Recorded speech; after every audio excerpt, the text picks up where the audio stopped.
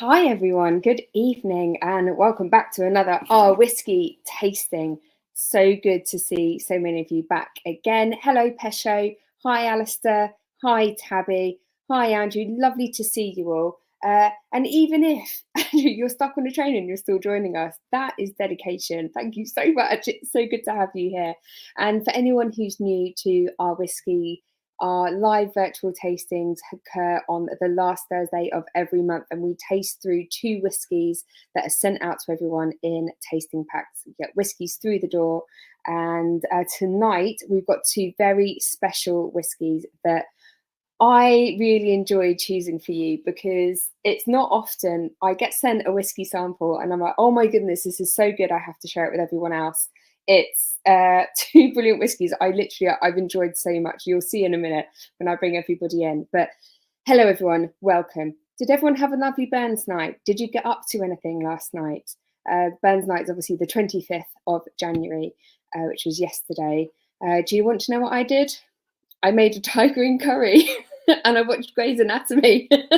I actually didn't do anything at all. No, I did. I made a Bobby Burns. That's about as Scottish as I got. But let me know if anyone else got up to anything more exciting than that. If you had a Burns supper or went to a Kaylee or something more exciting than sitting on a couch in your PJs watching Grey's Anatomy. It sounds so pathetic.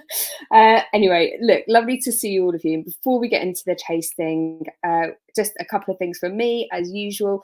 If you haven't yet, can you please hit subscribe to our YouTube channel? That way you will be able to see whenever we go live, you'll get a notification so you won't miss out on one of our live tastings again. So please go and hit that subscribe button. If you haven't signed up for our newsletter yet, then please go and do that as well, because you'll have all the latest information about our whiskey. And if you're joining us for the first time and you're not a subscriber, then please do pop over to the website, maybe think about picking up a box of whiskey as well. Everyone seems to really love our subscription service and we welcome more of you into our club as well. We're a really friendly bunch and it's good to have you all here. Now, one thing we do every month, as you know, we like to give away whiskey. We are the club that keeps on giving and we run a competition. I will bring up the rules now. And we like to give away a bottle of whiskey to one of our subscribers every month. Here are the rules. So you obviously have to be a subscriber for our whiskey to be in. You've got to be in it to win it. All you have to do is post about your Our Whiskey experience on Instagram or Facebook or Twitter. So post a photo of your tasting pack, post a photo of you enjoying your whiskies, and tag us in that picture. If we can't see it, we won't know that you've entered. So make sure you tag us in those pictures, and it could be anything at all. It could be a picture of you enjoying the whiskey. It could be a picture of the box itself, whatever it is, and you could be in with a chance of winning a bottle. So do we want to know who the winner of the December, I'm going to say December, we actually had the tasting in early January this year. The winner of the December tasting pack is. Now, this person is in with a chance of winning either a bottle of Tamdhu Quercus Alba Distinction number 2, which was that lovely American oak sherried whiskey from Speyside that we tried last time. Or they can choose a lovely bottle of, I'm trying to refresh my memory. Oh, yes, Bowmore 18-year-old, delicious whiskey. I think both of them last month went down an absolute treat. This month's winner, let me know which one you'd prefer, is, drum roll everyone. Our winner is Nicole Metzer-Salma, and I hope I've said your last name correctly. Nicole, congratulations. Thank you so much for posting about our whiskey on your Twitter and for loving the two whiskies that we popped in the box. Please let us know what bottle you would prefer to win, and I'll get that in the post sent out to you. So congratulations. Hope you enjoy it when it arrives. And yeah, thanks for entering. Don't forget, everyone, you can still enter every single month. Just keep posting those pictures and I will choose one every month to win a bottle. So you can't be in it if you can't win it if you're not in it. Something like that, right? Anyway, I always send great whiskies. Beku, I'll take Beku. Thanks very much, Pesho. I really appreciate that.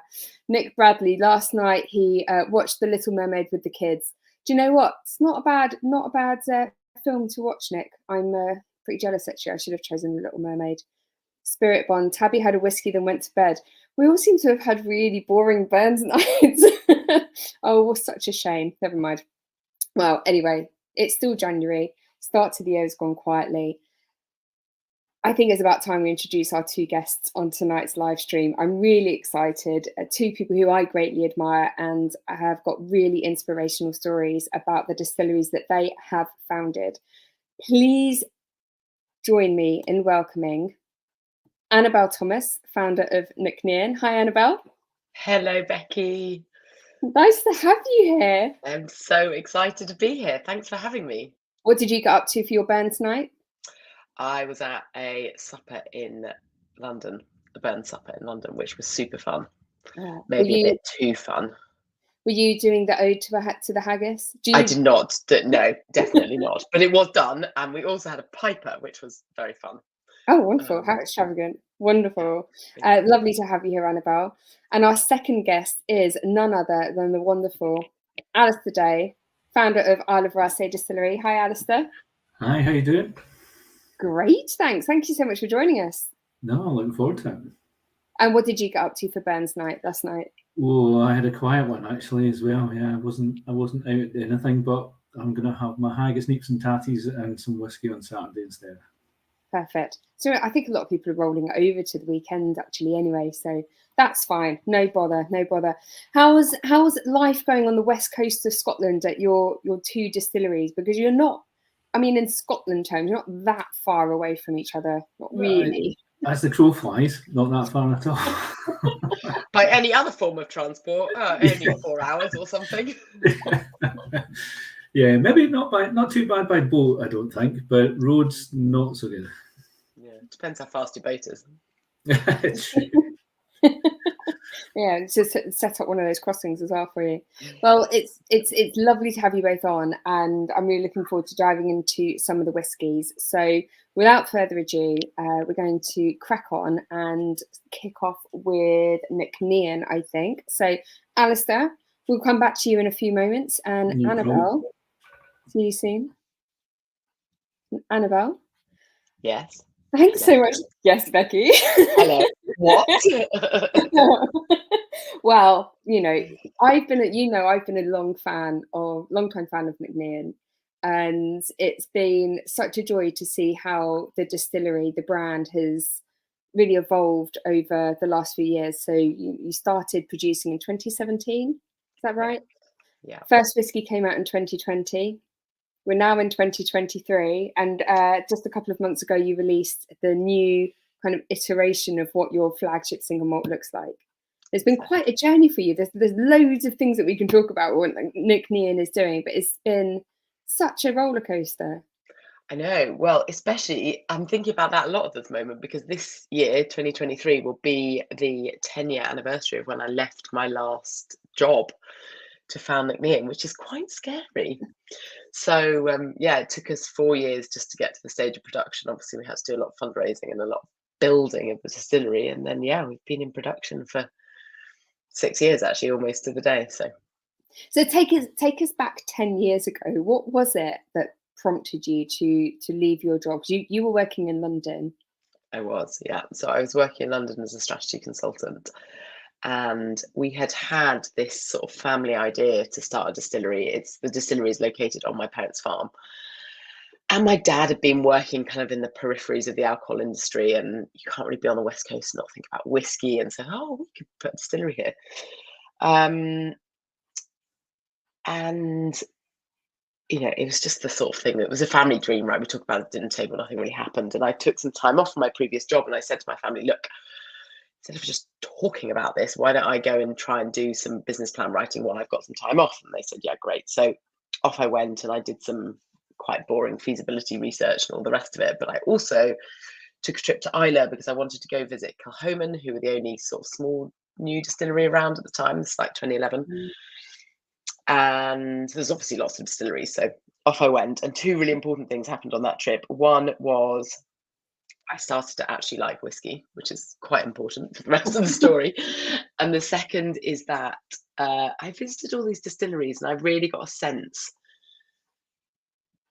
of the traditions of the industry, which I think is a really good thing. But I came out of it feeling like I wanted to do something that put the emphasis on sustainability and experimentation and innovation and a kind of modern take on Scotch.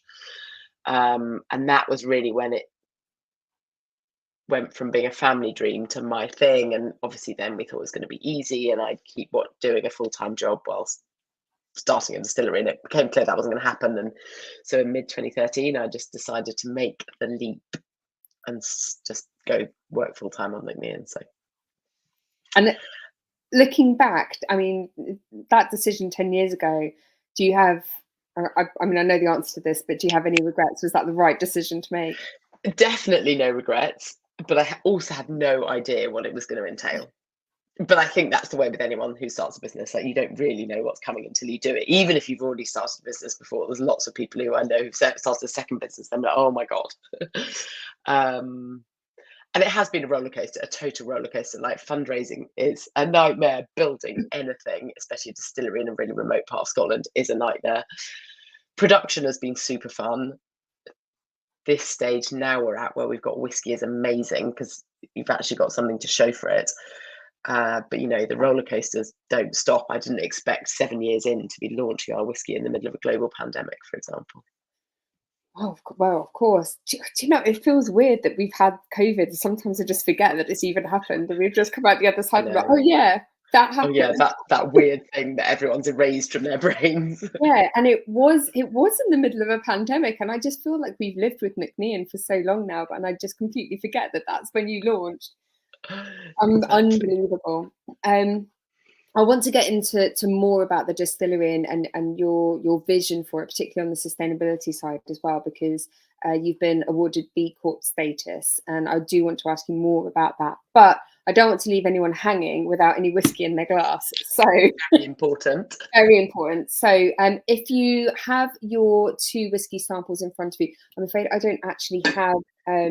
There wasn't enough to pour for me, I'm afraid. But if you have your little whiskey samples, grab your Nc'nean, and you'll notice that this one is labelled Batch BU06, which is a new numbering system for Nc'nean, and we'll get into the reasons behind that. So, Annabel, can you tell us a little bit about what Nc'nean's spirit character is? Like, what's the DNA of the spirit that comes off of the stills and the style of whiskey that you want to make?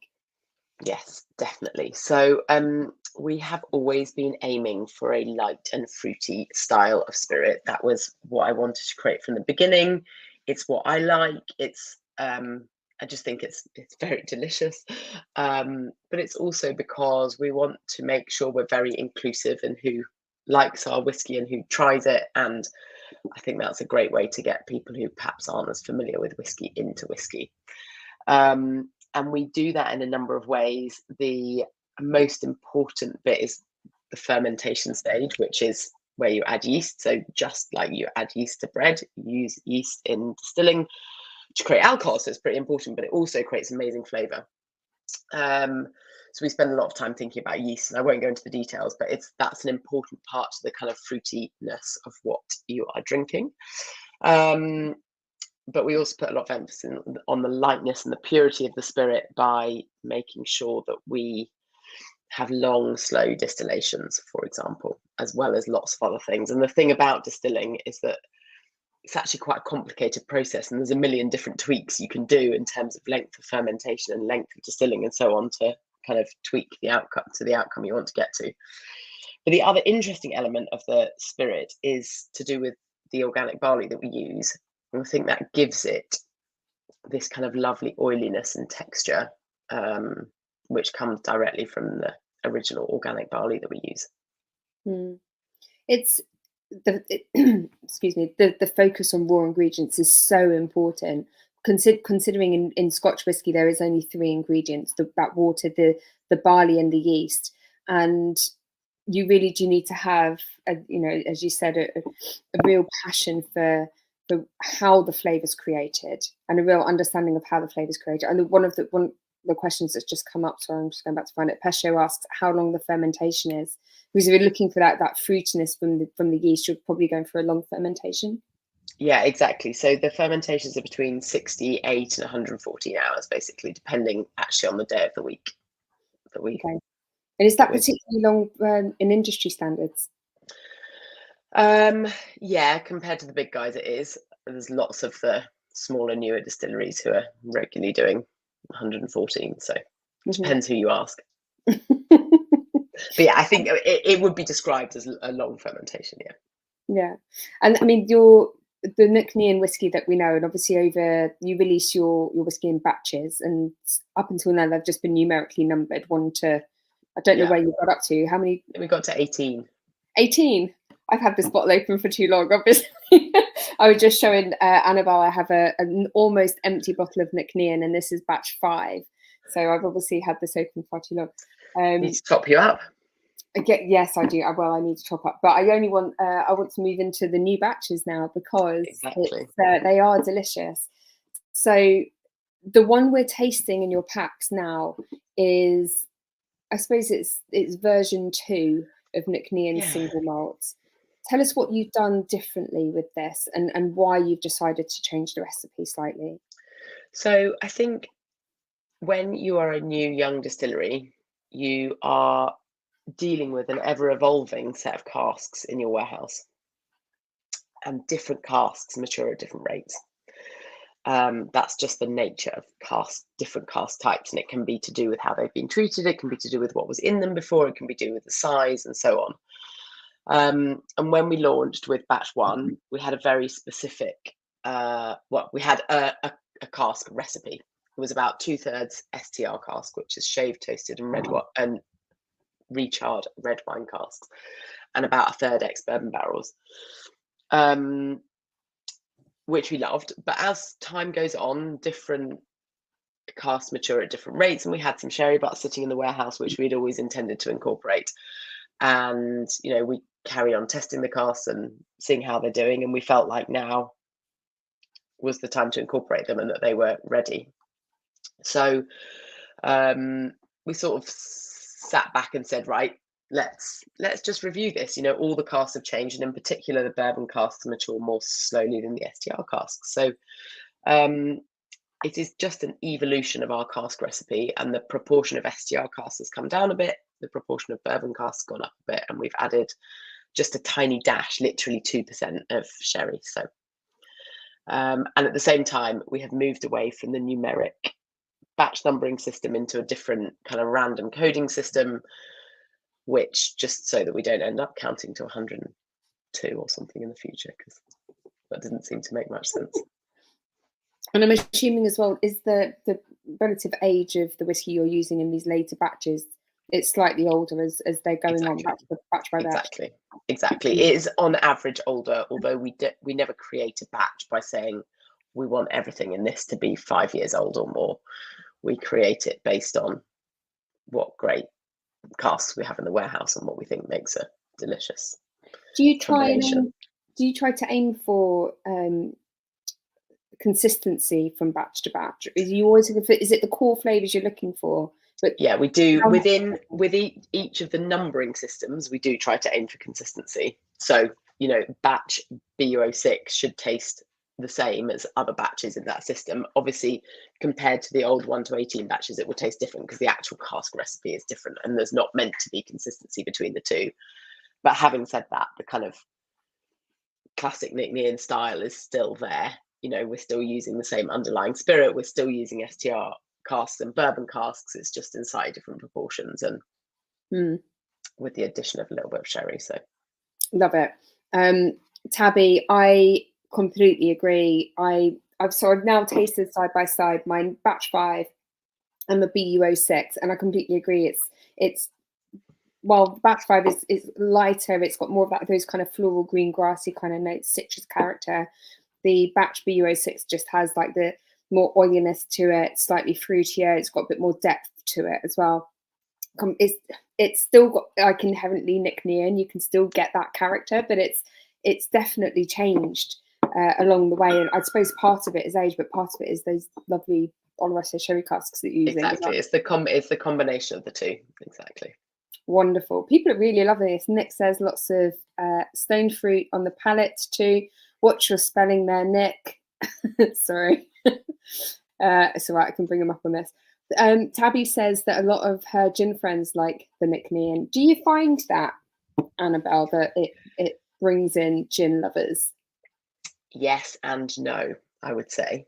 It always delights me to hear that comment, but I would say that there's still a massive perception out there of, if you don't like whiskey, you don't like whiskey, and it's really hard to get people to even try it, and that is our mission, to try and get people to try it more and more. So yeah, but you know, we get there. You get there. I'm just going to bring this up. I did make a slide for you. This is the cask breakdown for the batch BU06, so you can see just how much the STR. You call it ex-American whiskey casks. Are they all bourbon, or are there other types of whiskey? Most of them are bourbon, but we do have a couple of second fills in there. So technically, we just like to be very precise. Not all of them are actually bourbon in the strictest legal sense of the word. So, but shorthand, yeah, they're ex-bourbon casks. Shorthand, yeah, lovely. Rather than rye or anything else, which would obviously exactly change the flavour slightly. And then you've got your OurWhisky sherry casks there as well. Who tell us a little bit about the people up at the distillery, because one of the ranges that you do with especially the special editions is really focusing on the different people, and I think it's really lovely that you're heroing the people who are behind Nc'nean, the actual people who are making the whiskey or working at the distillery. Tell us a bit about that range and the people. So yeah, we have a really wonderful team, both at the distillery and those that are based further away. There's 10 people that work at the distillery, most of whom are doing the actual distilling, and we also bottle on site as well, so a lot of their time is spent bottling. And we have a real mix of people. Our distillery manager is ex-Oban, so used to work at just down the road at the distillery there, but a lot of the rest of the team have never worked in whiskey before. And is some of them Gordon? Gordon, yeah, exactly. So Gordon's our distillery manager. There he is. Voila. Here's one I prepared earlier. I'm always here with the photos. That's what, who else works at the distillery? Who else have you got photos of, Becky? Well, you name some people and I'll bring them up. Well, speaking of Quiet Rebels, which is the special edition you mentioned, Lorna was our first employee. Here she is. She moved to the West Coast with her husband John, who works on the farm that we're based on for my parents. And she did the most heroic role to begin with of catering for the builders when we were building the distillery, because we are so remote and there is no local catering, that someone had to literally provide the builders with food, and Lorna did that. And then she was like, well, I want to make the whiskey next. So Gordon trained her up from scratch, as he's done for all of our other distillers. And she is now our longest standing employee. So every year when we release the Quiet Rebels special edition, which comes out in autumn, we name it after one of our team in the order that they joined the company. Lovely. So you were number one, obviously. I was number one, obviously. And then Lorna's came out in 2022. Gordon joined next, so his will be the one that's out this year, and then so on and so forth. So it's a really nice process. And Matt, who's our excuse me, blender, actually sits down with, there he is, actually sits down with whoever it is, and you know, really goes through what it is they love in a whiskey, and then tries to reflect that in the product that we release. It's really nice and fun, and people love hearing the stories of the people. So absolutely. I'm afraid there's one person who I don't have a photo of, and that's Amy. And but Amy's job is really important because she is integral to making sure that Nc'nean really achieves one of its core aims, and that's being sustainable and having a zero carbon footprint. Tell us a little bit about also Amy's work, because she's the person who's been really working on attaining that B Corp status. And tell us a little bit about that and what that means, what B Corp means, and the role that Amy's been doing to get you there. Yeah, exactly. So Amy joined us as our visitor manager, and actually she still plays that role. But she has a background in sustainability. She did a degree in environmental law. And most of the reason that she wanted to come and work for us was because of, you know, our principles around sustainability. So when COVID hit, and obviously we had no visitors,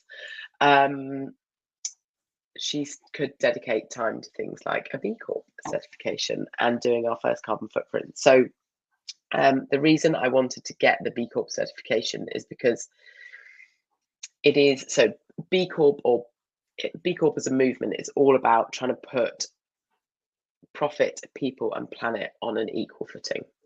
So it is a certification for for-profit businesses, although obviously if you're not for profit, you can also get the certification, but it recognizes profit as a valid aim in business, but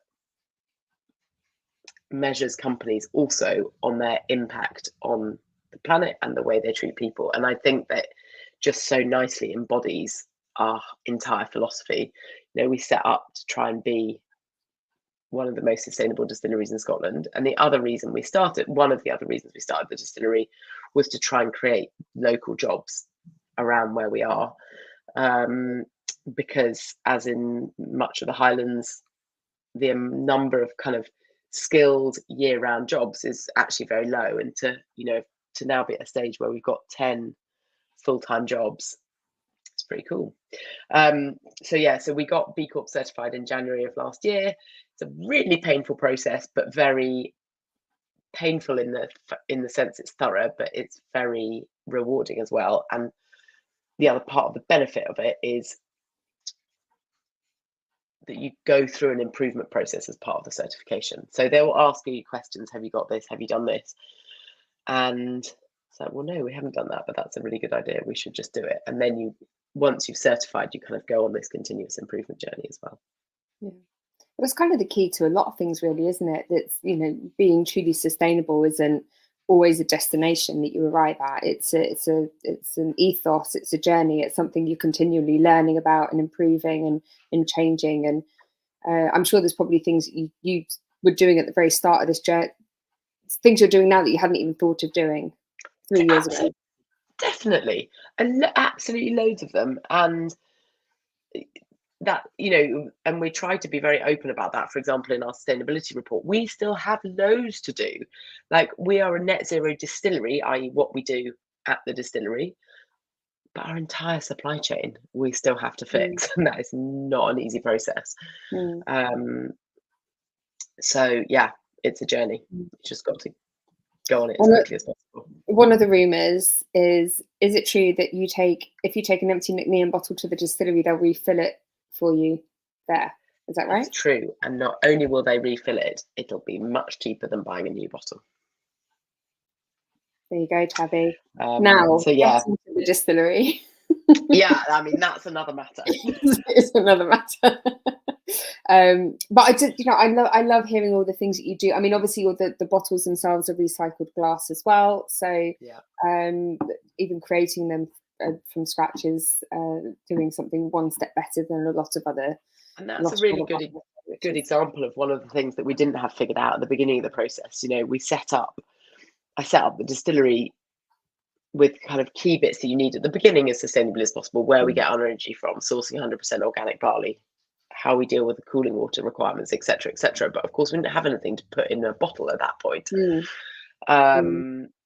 And so I didn't have a solution figured out for that. And in some ways, that was maybe a good thing, because actually 100% recycled clear glass bottles, which is what our whiskey is in, didn't exist in 2017. And actually, it only came to market in late 2019. So you have to have a bit of luck along the way as well. I want to bring Alasdair back into this conversation. Alasdair, I'm bringing you in now. Stop picking your nose. I'm joking. I'm joking. But I want to bring Alasdair in because obviously both of your distilleries started around the same time, and you've both built distilleries from scratch. So it's not as though you've got a site that's a couple of 100 years old that you've had to renovate, which is a lot more difficult to make more sustainable. Alasdair, how much of a consideration was sustainability for you when you set out on this journey to build Raasay? Yeah, I mean, it very much was, and I think we're obviously in a different location from Annabel, although on the west coast, on an island off an island. So Raasay just off the east coast of Skye. So you see, I guess in a lot of ways it's a luxury building a distillery from scratch, because you can have a blank sheet of paper and you can design it, and that's what we did. We designed the process, put the building around it. A big part of what we were doing, similar to Annabel, was to create jobs on the island, and working with the community. So again, to put that into perspective, Raasay's 14 miles long, 3 miles wide, but the same size as Nc'nean, but there's 161 people on the island. And we now employ 30 people at the distillery on Raasay. So it's significant from that point of view in terms of people and community. Yeah. I think looking back, I think 7 years ago, there just wasn't the technology that's available now.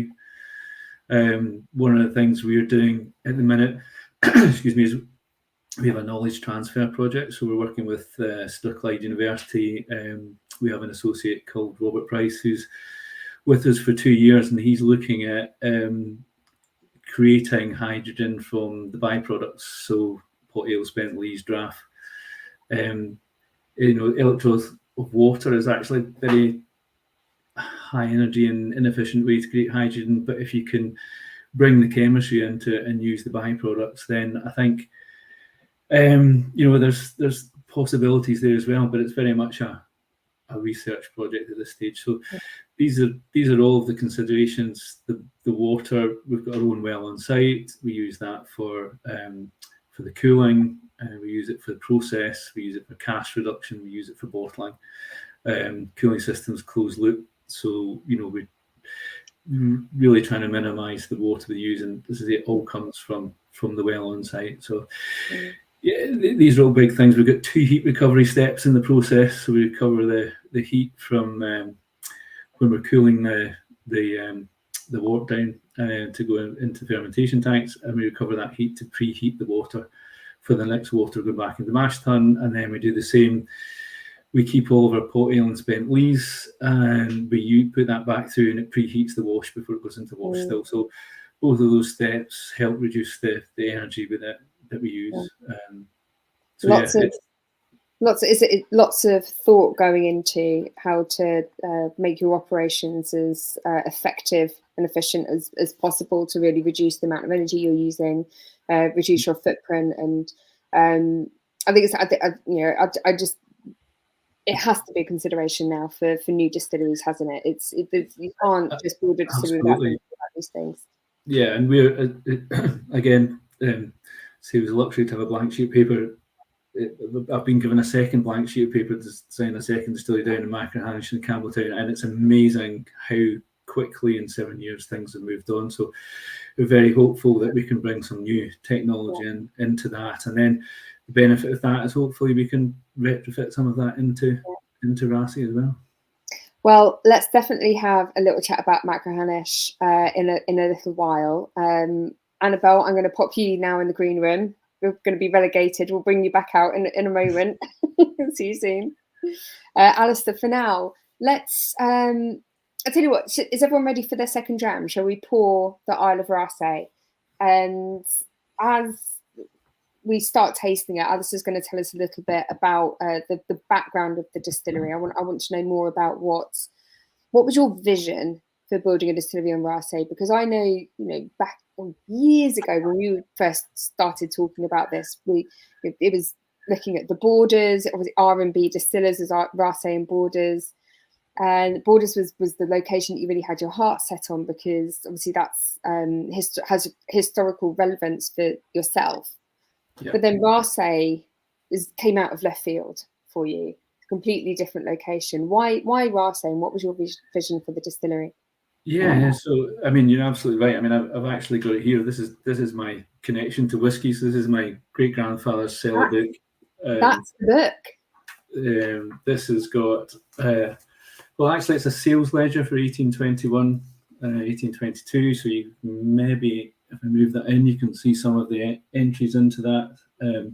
But probably more interesting at the back of the book, it has all the recipes for the blended Scotch whiskies that they made, and these are the recipes from 1899 to 1916. So that company was established in 1820 in Coldstream in the Scottish borders. My great-grandfather left school in 1895 and joined as an office boy, and then took over the business in 1923. So that's my connection with whiskey. That's my connection with the Scottish borders, and ultimately why I wrote a business plan for a borders distillery. However, you can't build a distillery without investment, and to cut a very long story short, that's how I met Bill Dobby, business partner. He's the investor and owner of R&B Distillers. And when I met Bill, he said, yeah, I'm very interested in that, but I'm thinking about Raasay. I love Raasay. So I think it was May 2014, I went up to Raasay with Bill, and I stood outside what was then a derelict hotel. It'd been disused for 2 years. And I looked at the view, and as well as the 5 hours drive up from Edinburgh, I thought, do you know what? This is the place to build a distillery. So that's how R&B started, and that's how that kind of, there we go, perfect. It just looks like a little model there, doesn't it? It does. I know this is a drone shot, but it's weird. It looks like a model, and I don't know how that happened. Great. I think it's all got to do with the depth of field or something. I don't know, but it's a great picture. So you can see in the middle there, that's Borrowdale House. So that's a Georgian building, and we completely refurbished that. That now has 6 ensuite bedrooms, a bar, the shop, and the residents lounge in there as well. And to the right is the gathering room where you can have breakfast. To the left is the bar, and then the black bit further left is the distillery itself. So you can see how we took that disused hotel and turned it into a distillery, but a distillery with rooms.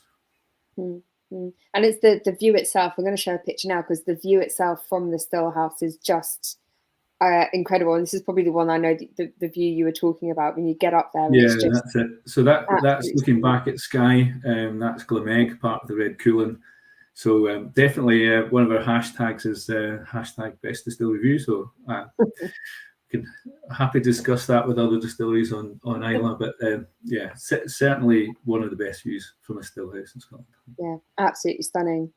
And your trajectory has been really similar to Nc'nean in that you started producing liquid in 2017. That's right. Released your first single malt in 2020. That's right. Yeah. And how long ago was it that this new recipe was?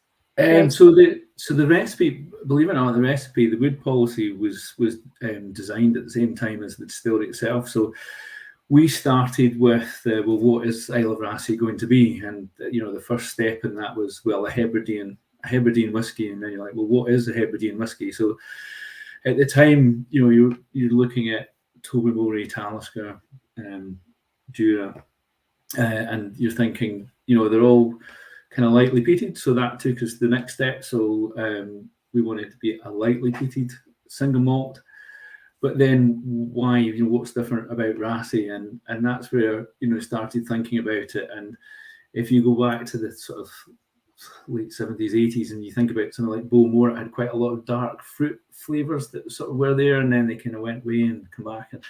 And so in simple terms, we set out to make a lightly peated single malt with dark fruit flavours. And hopefully that's where we are. And we've done that in a number of different ways. So we produce 2 different styles in new make. So we do 6 months of unpeated barley and 6 months of peated barley, and then that's all matured separately. And then we use 3 different cask types. So we have ex-rye casks, fresh Nc'nean casks, which are high char, high toast, and then ex-Bordeaux red wine casks. And they're filled with peated and unpeated. So effectively we have a 6 cask recipe, and you can probably see that on the bottle, the little icons with our 6 casks. Yeah. And maturing that separately means that when we come to bottling, we vat that together, and hopefully that's how we that's how we create complexity, depth, and then hopefully balance in a young whiskey. Yeah, it's got incredible depth for a whiskey of this age. It was, you can from home. This I was sent a bottle to write tasting notes and create everything for this tasting, and that was not that long ago. And you can see how much I've enjoyed already on my own. It's a really delicious whiskey, and for me I was really blown away by the depth and how much flavour is actually coming out of here. It is lightly peated.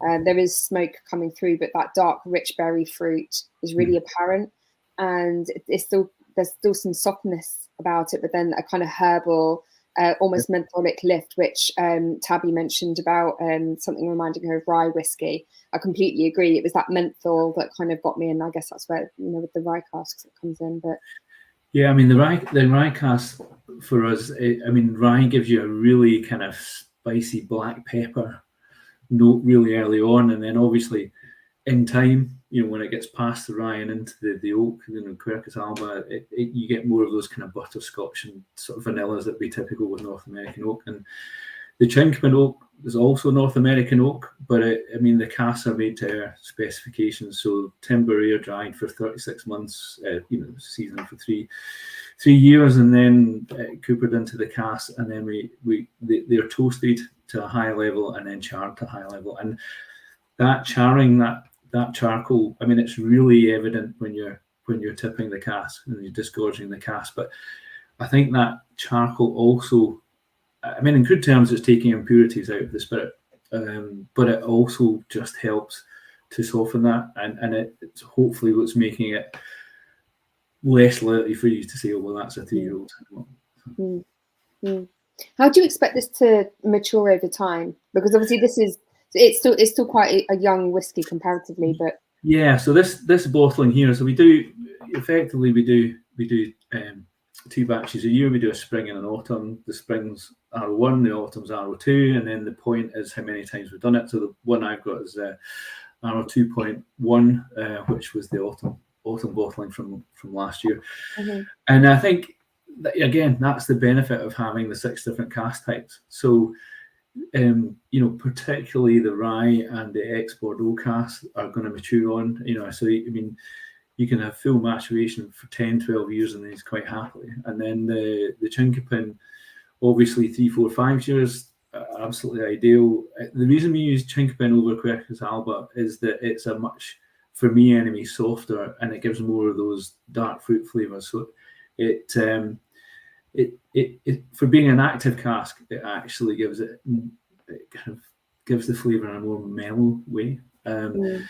So we're now at a situation. So this will be our 3rd full year of producing and bottling single malt, and this year we'll be refilling half of the casks that we fill every year. So about 700 casks we're going to be refilling. So again, that adds to the recipe. That I'm going to say refilling. You've got to remember that these casks have probably only been used for 3 or 4 years. So it's not like we're refilling a 20-year-old or a 10-year-old.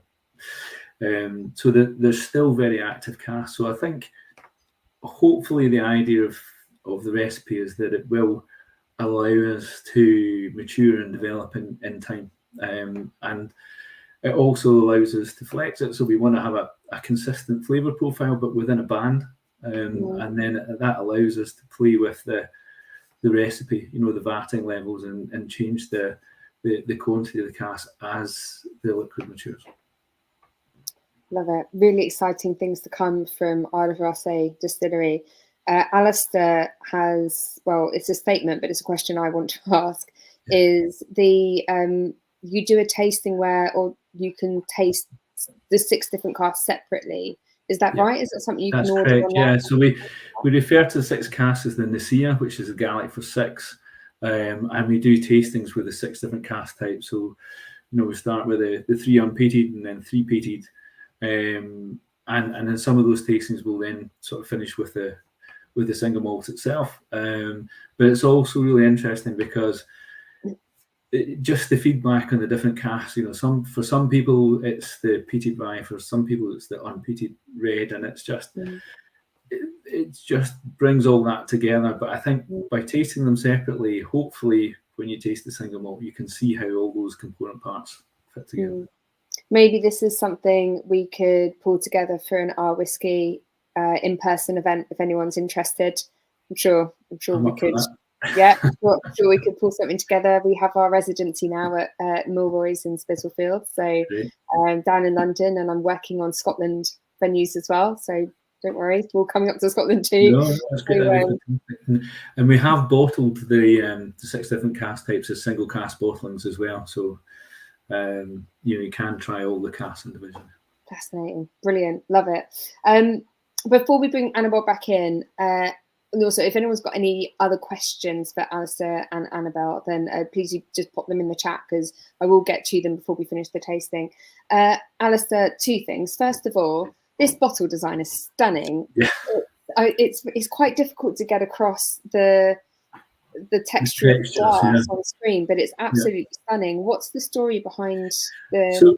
So it all really started with the well. So the well on site is really important to us. As I say, we use that for everything in the process. And the water in the well is informed by the geology of the island, and Raasay is a very complex geology. So where the distillery is really old Jurassic sandstone, which is porous and fractures and like a big sponge. So our well goes down into this aquifer, but we are surrounded by impervious volcanic rocks, so granite, basalt. And obviously over hundreds, thousands of years, the rain, and it does rain quite a lot in Raasay, runs off those volcanic rocks, picks up the minerals and ends up. So we were talking about that, and the designers, Strange and Stranger, were up, and they came up for 3 days, and they went around the island, and they went away just with this kind of whole water geology thought in their head. And then they sent us some modelling clay, and there was some particular rocks formations that they really liked when they were up. So we went off with the modelling clay and we pushed it into those rocks and we sent it back to them. And we also sent some fossils from the east coast of the island down with them, and they pushed those fossils into the clay mould, and then they made the bottle mould out of the clay. So literally when you're looking at the bottle there, you can see here we are. You can see the fossil there. There's another fossil down here at the bottom. There's some in the back. So you're literally holding a piece of Raasay in your hand. It's actually moulded out of the rocks from the island. That's amazing. I love that attention to detail and really bringing to life another aspect of the distillery, the island in the bottle. Amazing, really thoughtful. And the other question I had for you was regarding your new site in Campbelltown. Yeah, which is so exciting. How are plans progressing? So we're in the process of submitting a planning application. So all of the process design, building design, kind of design for the site is done. We bought the farm, which is called Jury Farm. It's very close to Machrihanish Airport, which you can fly down from Glasgow. In fact, if you come out I was going to say terminal building, but if you come out the shed where you land, you walk out the front door. I have seen it before. It's so small. Yeah, that's right. I remember you were down. It must have been last year you were down, wasn't it? Anyway. You walk out the door and that's Jury Farm right in front of you. So we bought the farm on 1st of December 2021. So we've actually grown regeneratively. So we didn't plough, minimum inputs, and we harvested 20 tons of barley from Jury Farm last year. So hopefully that's going to be malted. That obviously we distilled on Raasay for the time being, but we've got 60 to 90 acres there where we can grow our own barley on Jury Farm. We've also, our neighbours, the Grahams at Westback's farm, have grown 90 tons of barley for us for the last 2 years, which is all being distilled on Raasay. But I think at the minute it looks like we could grow 300 tons of barley, and just in the surrounding dairy farms around us, which is a third of the sort of 1,000 tons that we'll need a year. So it's progressing. There's a lot to do, but again, it's very much based on that sustainability, not only sustainability in how we run the distillery, but sustainability in the farming element of that as well, and just try and keep those road miles down too. Yeah, love it. Well, wish you all the best with it and plans, and I know how slow these things can be. But so good, best of luck with bringing it all together. Annabel, I'm going to bring you back into the stream. Hello. Oh, sorry, you're muted. Hello. Hello. Lovely to have you back. Really, two amazing whiskies. You've got so much in common, but they are so different. Like, it's just really lovely expressions of your locality. You're both got this lovely focus on distilling a sense of place. And even, you know, both being on the West Coast, we've already talked about as the crow flies, it's easy, but actually getting around, actually driving or even by boat would be impossible or difficult. But it's so nice to see the variety of single malt that's coming out from the newer distilleries of Scotland. I wanted to ask both of you on that kind of note, what are your thoughts on the way that Scotch whisky is headed as an industry? What are some of the trends that you're seeing in Scotch whisky? What does the future hold? Well, yeah. You're going to go first. Well, I didn't finish you in advance. I apologise. I think you've got to look back first. So I think when Annabel and I first started thinking about building distilleries, there were 90 distilleries in Scotland, and round about that, there are now 140. So things have really changed, and I think it has fueled the interest. It's one of the things that's fueled the interest in Scotch whisky, and I hope that continues. I think there has been a lot of innovation. I think that there's been more focus on sustainability from the new distilleries, but there's also been a real focus on quality. And I think, that's one of the things about the new distilleries. And, I've seen quite a few articles and comments recently about, are people being too positive about it, or is the whiskey better? And I think you can argue it both ways. But that's how I can see it developing, I think. Annabel, sorry. Yeah, I think it's really exciting. I think us new distilleries do bring a new element to an industry which otherwise hadn't had this many new distilleries and coming into it for a very long time. And I do think that quality piece is a really interesting one, because I think it's a bit like we were saying on sustainability. When you set up a new distillery from scratch, you have the luxury of doing things exactly as you want them, and you can benefit from all of the learnings about how to make a great quality whiskey all in one go, which is harder for the older guys to change for a myriad of reasons. So I think that's really cool, and I think we're also unconstrained by this kind of massive stock that the older guys are sitting on in the warehouse, which they have to keep some consistency with. So I think that's really cool and exciting. And I think the industry's headed in the right direction in terms of sustainability, and as long as we all continue on that path of putting quality first and moving in the right direction in sustainability, then it's a pretty exciting place to be. Yeah, I completely agree. Don't forget, everyone, if you've got any questions for Annabel and Alasdair, then just pop them in the chat and we'll try and get to them before the end. Andrew, I'm glad to see that you made it home before the end of the tasting. Well done. You're going to have to watch it back though again and catch up with all of the whiskies that we've just been tasting. On which note, without naming your own brand, please, or company, which whiskey have you tried recently that you were really impressed by? Ooh, well, yeah, there's a lot. It's quite difficult. I mean, I think it ranges from world whiskies all the way through. So, I mean, we've started working closely with Sagamore Spirits in Baltimore and States, really just to secure rye casks directly from source.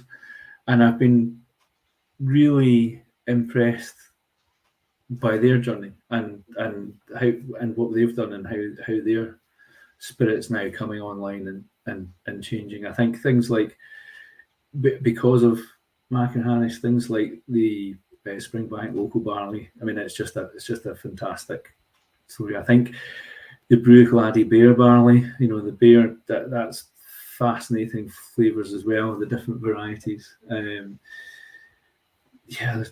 a lot to kind of pick them out. Annabel. I think the ones I found most interesting, I mean, there's so many delicious whiskies out there. The ones I found really interesting are the two biodynamic ones, which Bruichladdich and Waterford were kind of in a race to release. I think Waterford got there first. I can't remember which. But yeah, I think they're really cool. I'm fascinated by the impact that the way the barley is grown has on the whiskey anyway, and partly that's because of our use of organic barley. And I think biodynamics just that one step further. And yeah, it's very cool and fascinating. So yeah, I think more of a focus on barley and how it's grown is definitely a trend we're going to be seeing going forward. More and more distilleries will have a focus on that, not just barley. I think it's essential, right? Ultimately, whiskey is an agricultural product, and agriculture has an enormous impact on the planet and sustainability and everything else. So I think it's right that it should have that focus both from a flavour point of view and from a sustainability point of view. Poignant question coming in from Tabby. Really interested in this answer as well. What do you make of the Scottish government saying that Scotch whisky is a generic product? We saw this recently. There's guidelines come out from the Scottish government looking at the impact that alcohol has on health, and they're looking to ban alcohol advertising in Scotland. And one of the arguments is that all alcohol is the same, aside from marketing. Yeah, I mean, I suppose to play devil's advocate and look at it from a health point of view, I think from a health point of view, I think it's probably right to say all alcohol is banned for you. I think that's fine. I'm fine with that, but I'm also not fine with the nuances of how alcohol is drunk and how different types of alcohol is drunk. And I think that's the issue, and also how alcohol is projected. So you've got to balance it with what we've talked about already. Community.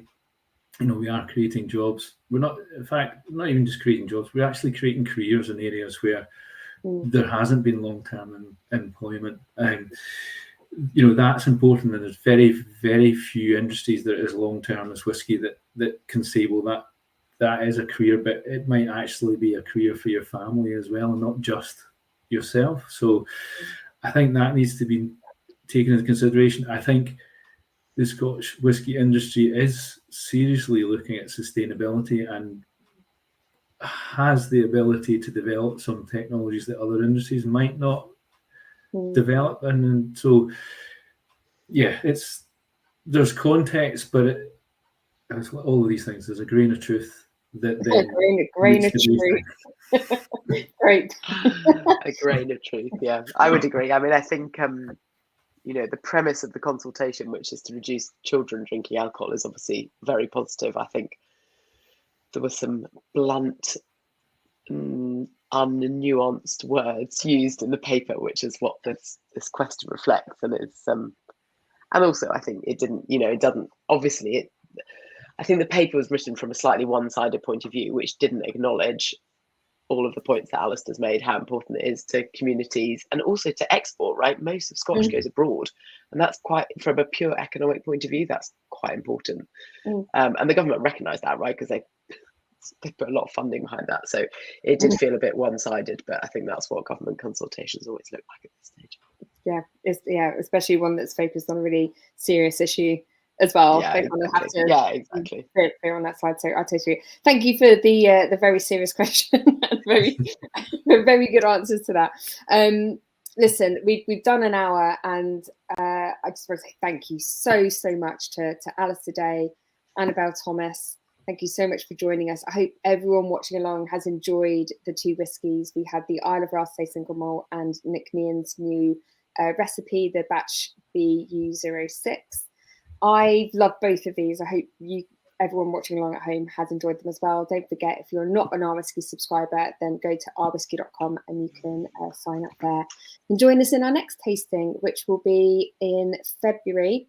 It won't be the last Thursday of the month because I will be away. So it's actually going to be the Tuesday, the 21st of February. So put that in your diaries. I'll be sending out details to everyone about that. Just for now, though, thank you so much, everyone, for watching along. Thank you to Alasdair and Annabel again, and I will see you next time. Bye, everyone.